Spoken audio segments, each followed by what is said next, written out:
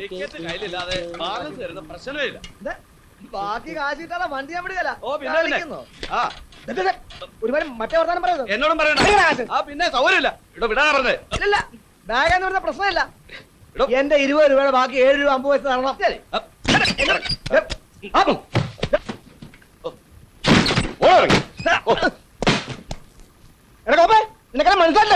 മനസ്സിലാക്കാൻ നീ ആ രീതിയെ മീനു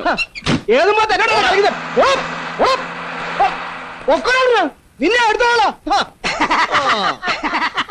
എന്നാ ഇത്ര കളിക്കാൻ? ഇവിടെ ഒരു തുണിയില്ലാതെപ്പുണ്ടോ?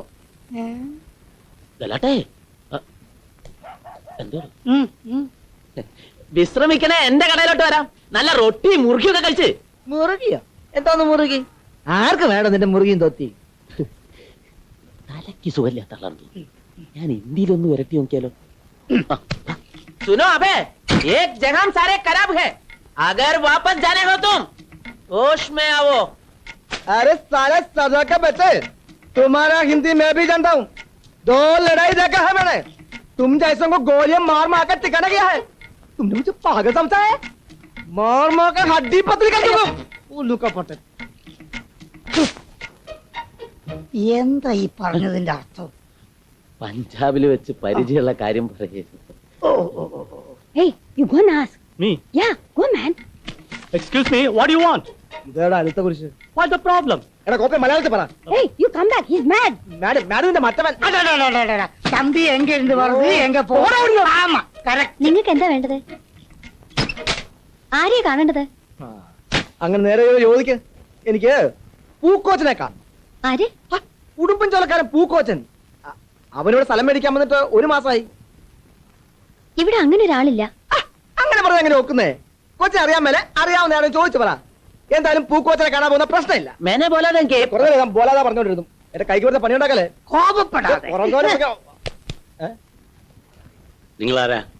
ഞാൻ റെക്സ് മിലിറ്ററിക്കാരനാണ്. എന്റെ ഫ്രണ്ടാണ് മുമ്പ് ഞാൻ പറഞ്ഞ പൂക്കോച്ചൻ. അവൻ എനിക്ക് അത്യാവശ്യം കാണണം. അവനെ കണ്ടിട്ട് ഇനി ഉടുമ്പൻ ചോലക്ക് ഞാൻ ഉള്ളൂ. ഇതല്ല ഞാൻ പറഞ്ഞ പൂക്കോച്ചൻ. പൂക്കോച്ചനെ അല്ല, നീ എപ്പോ എത്തി? ഓ വന്ന് പെട്ടെന്ന് പറഞ്ഞാ മതിയല്ലോ.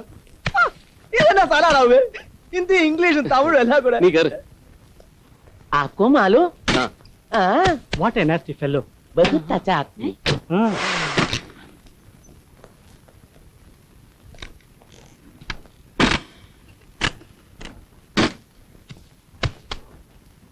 സർ, മൂർത്തിയുടെ പെർഫോമൻസ് കലക്കി. ഈ ടൗൺഷിപ്പ് ആകെ വിരണ്ടിട്ടുണ്ട്. സോറി സാർ, ഞാൻ എന്റെ അതിരുകൾ ലംഘിച്ചിട്ടുണ്ടെങ്കിൽ. It's all right.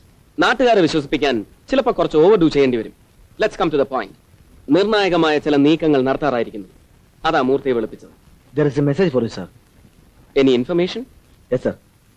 Bus explosion നടന്ന അന്ന് തന്നെ there was a case of missing. ഒരു പ്രധാന വ്യക്തിയെ കാണാതായിട്ടുണ്ട്. What? Yes, ഒരു സയന്റിസ്റ്റ്.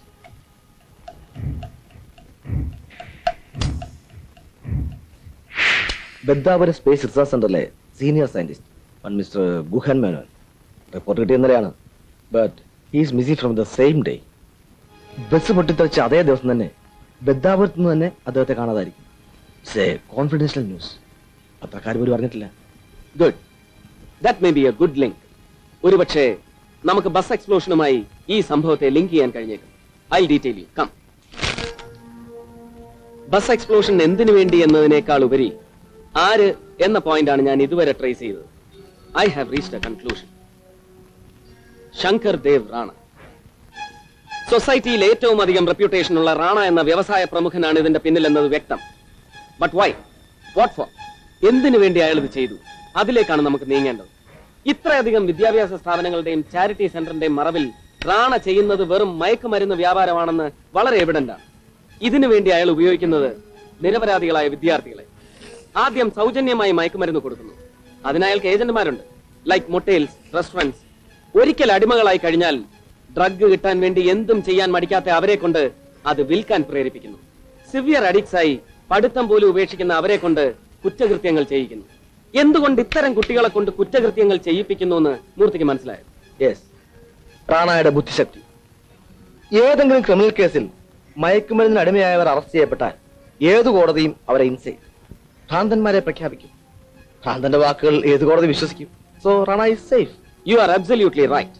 പിന്നെ മറ്റൊന്ന്, ഡ്രഗ് ലൈസൻസിന്റെ മറവിൽ അയാൾ മയക്കുമരുന്നുകൾ ഉണ്ടാക്കി വിദേശത്തെ കയറ്റി അയക്കുന്നു. പകരം വാങ്ങുന്നതോ മാരകമായ RDX എന്ന സ്ഫോടക വസ്തു. ഭീകര പ്രവർത്തകർക്ക് RDX വിൽക്കുന്നത് വഴി അയാൾ കോടികൾ സമ്പാദിക്കുന്നു.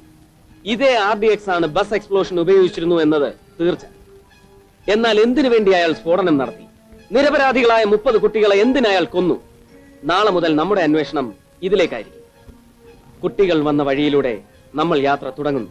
I mean we start from the beginning.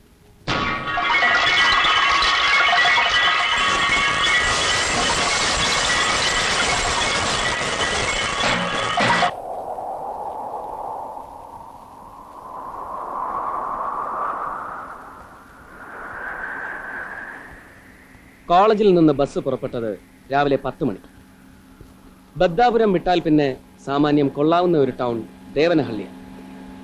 ദേവനഹള്ളിയിലൂടെ അവർ കൃത്യം 1 മണിക്ക് കടന്നു പോയതായി മുൻ റിപ്പോർട്ടിലുണ്ട്. ഈ ദേവനഹള്ളിയിൽ നിന്ന് ബ്ലാസ്റ്റ് നടന്ന പാണ്ഡവപുരത്തേക്ക് എത്ര കിലോമീറ്റർ ഉണ്ട്?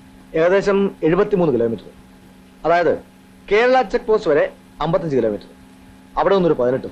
അങ്ങനെ ആകെ മൊത്തം 73. ഗുഡ്. ഈ 73 കിലോമീറ്റർ കവർ ചെയ്യാൻ അവർ 2.5 മണിക്കൂർ എടുത്തു. അപ്പൊ തീർച്ചയായും ഇടയ്ക്ക് എവിടെയെങ്കിലും കുട്ടികൾ ഇറങ്ങിയിരിക്കും. ഫുഡ് പാക്ക് ചെയ്തിരുന്നെങ്കിലും പിക്നിക് ആയതുകൊണ്ട് വഴി നിർത്തി കഴിക്കാൻ ചാൻസ് ഉണ്ട്. ഐ മീൻ വെള്ളം കിട്ടുന്നിടത്തോ മറ്റോ. അത് ശരിയാണ്. എന്നാൽ ദേവനഹള്ളിക്കും ചെക്ക് പോസ്റ്റിനും ഇടയിൽ കൊള്ളാവുന്ന ഹോട്ടലുകളൊന്നുമില്ല. ആകെയുള്ളത് ഒരു ഉണക്ക ചായക്കടയാണ്. അവിടെ കയറാൻ സാധ്യതയില്ല. എങ്കിലും നമുക്കൊന്ന് അന്വേഷിച്ചാലോ? തീർച്ചയായും.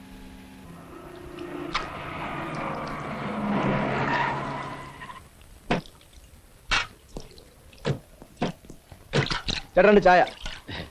ചായക്ക് പാലില്ല, കടുങ്കാപ്പി മതിയോ ആവോ? ഓ, ധാരാളം.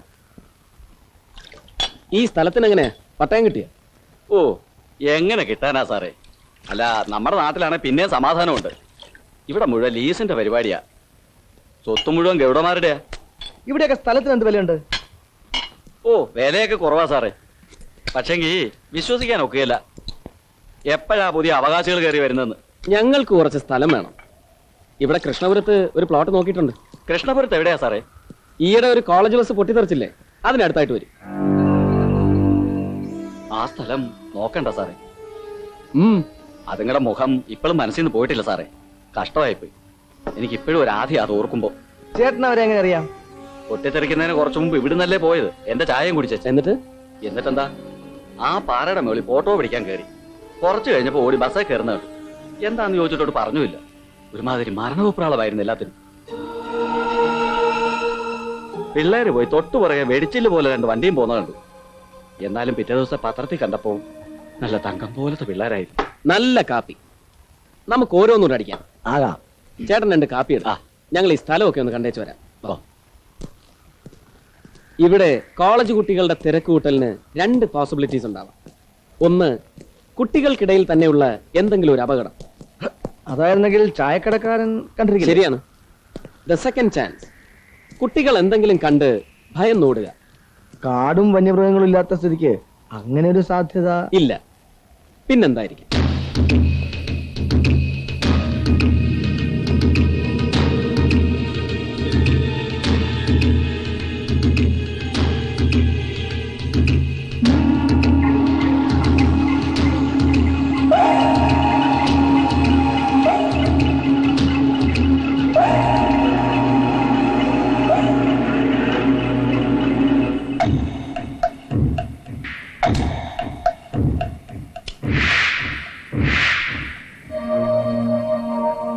മൂർത്തി എന്തെങ്കിലും ഈ സ്ഥലത്ത് കാണുന്നുണ്ടോ? പ്രത്യേകിച്ചൊന്നുമില്ല. ആ കാണുന്ന പാലം മൂർത്തി ശ്രദ്ധിച്ചു. അതും ഈ സംഭവമായി ബന്ധമുണ്ടാകാം.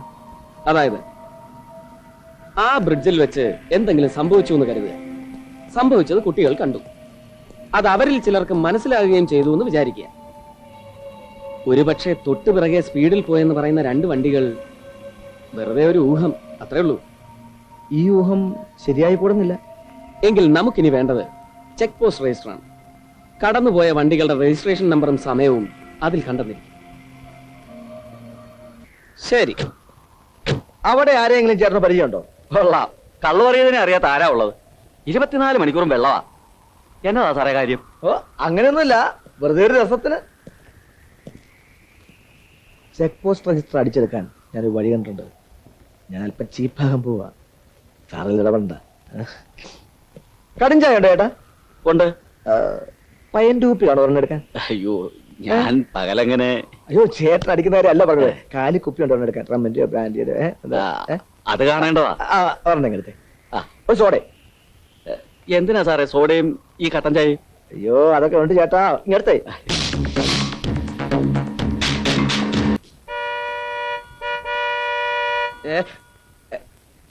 തുറന്നിട്ടിരിക്കല്ലേ, കെട്ടിയെടുത്തോണ്ട് പൊയ്ക്കൂടെ? ചെല്ല. അപ്പൊ പറഞ്ഞു പോലെ സാർ. അയ്യോ എന്തൊരു തണുപ്പ്. ഓ, കൊച്ചു വെളുപ്പാങ്കാലത്ത് തണുപ്പല്ലാതെ പിന്നെ എന്തുവാ? സാർ കുറച്ച് വെള്ളം കിട്ടുമോ? എടോ ഇത് ചെക്ക് പോസ്റ്റ് ആടോ. പച്ചക്ക് കഴിക്കാൻ വിളഞ്ഞിട്ടൊന്നുമല്ല, വെറുതെ കൂമ്പ് പാട്ടുണ്ടാന്ന് വിചാരിച്ചിട്ടാ. സാറിന് താല്പര്യമില്ല, പിന്നെ എനിക്കും താല്പര്യമില്ല. കുറച്ച് വെള്ളം വേണേ തരാം. വേണ്ട സാറേ, ഞാൻ അഡ്ജസ്റ്റ് ചെയ്തോളാം. എത്ര വെള്ളം വേണേലും തരാം, സാർ ഇങ്ങോട്ട് വന്നാട്ടെ. ഓ അങ്ങനെയെങ്കിൽ പണിക്ക് പോയാലോ? കുഞ്ഞ് ആദ്യമായിട്ട് എന്നോട് ഒരു കാര്യം ചോദിച്ചല്ലയോ, എനിക്ക് തരാതിരിക്കാൻ പറ്റൂ. ഇങ്ങോട്ട് വന്നാട്ടെ. പുറത്തിരുന്ന് എങ്ങനെയാ ഇച്ചിരി മറവൊക്കെ വേണ്ടേ? ഓ എന്തോ മറവാ, എന്നതായി പറയുന്നത്? അതല്ല, ഈ റെസ്പെക്ട് ചെയ്യണവരെ ഞാൻ റെസ്പെക്ട് അതൊന്നും സാരമില്ലെന്ന്. ഇങ്ങോട്ട് ഇരുന്നാട്ടെ. പുറത്തേക്ക്. വെള്ളം ഞാൻ ഈ ഗ്ലാസും വെള്ളം ഒന്ന് എടുത്തോട്ടെ.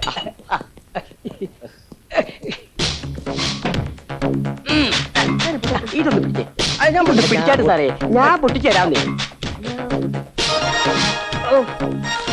ഞാൻ ഈ ദിവസം പൊട്ടിക്കുന്നല്ലോ. എന്തോ അയ്യോ ആശാന ഒരു ആർത്തി കൊള്ളുവല്ല കേട്ടോ. അത് നടക്കില്ല സാറേ, ഇങ്ങോട്ട് തന്നാട്ടെ. പറഞ്ഞാലും കേൾക്കത്തില്ല. ഒരു കാര്യം കാക്കം തന്നെ കഴിച്ചു. അല്ല കമ്പനി ഷേക്കിലൂടെ ഇന്നത്തെ കണി കൊള്ളാം. അല്ല ഗ്ലാസ് എന്തിനാ?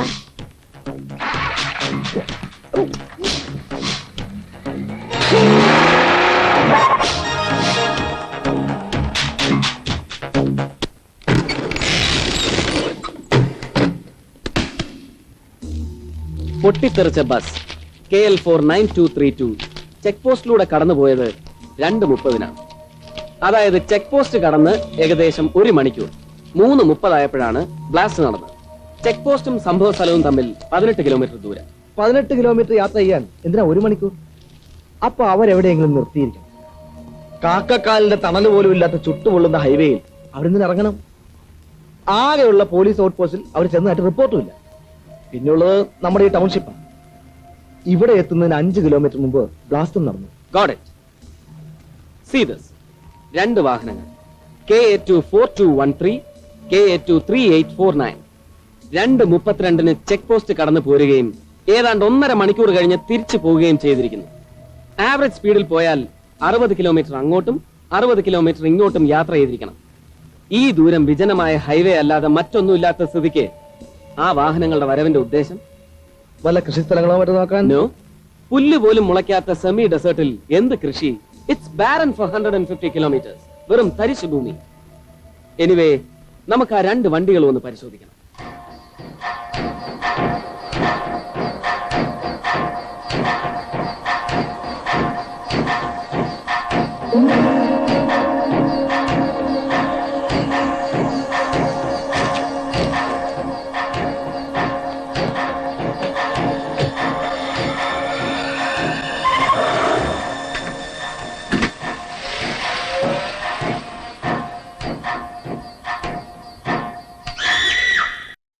ജിപ്സി സ്ഥലം വാങ്ങാൻ വന്നവൻ എന്തിന് നമ്മുടെ കോളേജിൽ ജേർണലിസ്റ്റ് ആയിട്ട് വരണം?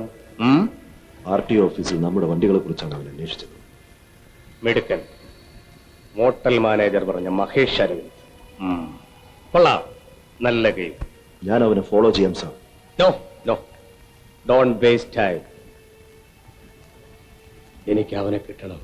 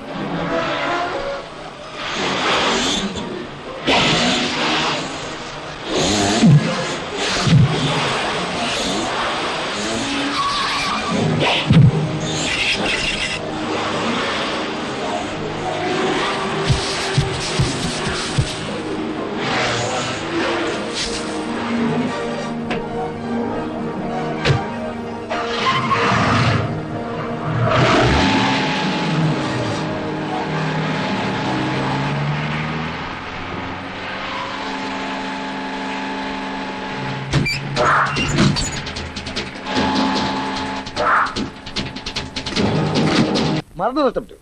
താൻ എന്തെങ്കിലും കുരുത്തക്കേട് കാണിച്ചു കാണും, ഇല്ലെങ്കിൽ തന്നെ മാത്രം ഓരോരുത്തരും ഇങ്ങനെ കൊല്ലാൻ നടക്കൂ. ഇതൊക്കെ അന്ന് ചേസ് ചെയ്ത് പിടിച്ചതിന്റെ വൈരാഗ്യമായിരിക്കും. സാറിനെ സഹായിക്കാൻ ശ്രമിച്ച ഞാനാ ഇപ്പോ. കൊലത്തും പങ്കീസല്ല അവന്റെ കീച്ചിപ്പാപ്പ വിചാരിച്ചാലും എന്നെ ഒന്നും ചെയ്യാൻ പോണില്ല. ഈ ഹൈവേ മുഴുവൻ ഞാൻ മല വീശിയിരിക്കില്ലേ. താൻ എന്നെ പറ്റി എന്നാ വിചാരിച്ചോളൂ. അതെ അതെ, നമ്മളിങ്ങോട്ട് വരുന്ന വഴിക്ക് ഒന്നുകൊണ്ട് വല കണ്ടില്ലായിരുന്നോ? ഒന്ന് ചുമ്മാ ഇരിന്റെ സാറേ, അവന്മാര് വലയം നോക്കിയിരിക്കല്ലേ വീഴ. കുഞ്ഞു കൊള്ളാമല്ലോ. അപ്പച്ചനെ സൈക്കിൾ കയറ്റം പഠിപ്പിക്കല്ലേ. ഇവൻ ഏതാണ് ഉടുമ്പേ? കണ്ടിട്ടൊരു റൗഡിയുടെ ലക്ഷണമുണ്ടല്ലോ. ഷർട്ടിന്റെ ബട്ടൺസ് ഒന്നും ഇടാതെ. ഐ എം സോറി, പരിചയപ്പെടുത്താൻ മറന്നുപോയി. ഇത് നമ്മുടെ ഒരു ദോസ്താ, പട്ടാളത്തിലായിരുന്നു, ഉണ്ണിത്താൻ. ഉണ്ണിത്താൻ, നല്ല പേര്. ആദ്യത്തെ അക്ഷരം ഒന്ന് മാറ്റിയിരുന്നേ ഇച്ചിരി കൂടെ ഇണങ്ങിയേനെ. ആ പിന്നെന്താണാവോ പട്ടാളത്തിൽ നിന്ന് പെട്ടെന്ന് പോന്നത്? അവിടെ ഞാൻ കിടന്നിരുന്നെങ്കിൽ ഒരു മരണാനന്തര ബഹുമതിയായിട്ട് പോരായിരുന്നല്ലോ. സാറേ, ജീവൻ പണയം വെച്ച് 2 വാറ് ഫേസ് ചെയ്തിട്ടുള്ളവനായി ഉണ്ണിത്താൻ. അല്ലാതെ അലക്കാത്ത കാക്കിയിട്ട് പാവപ്പെട്ട ലോറിക്കാരന്റെ ഓട്ടോക്കാരന്റെ പോക്കറ്റിൽ 2 ഉലുവായും തപ്പി വെള്ളവും അടിച്ച് ട്രാഫിക് നിയന്ത്രിക്കുന്നതല്ല. ആ നിർത്ത്, അധികം അങ്ങോട്ട് പോകണ്ട. ഉടുമ്പുചോലെ എവനെ വിളിച്ചോട്ട് പോ, ഇല്ലെങ്കിൽ നമ്മൾ തമ്മിലുള്ള ഫ്രണ്ട്ഷിപ്പ് തെറ്റും.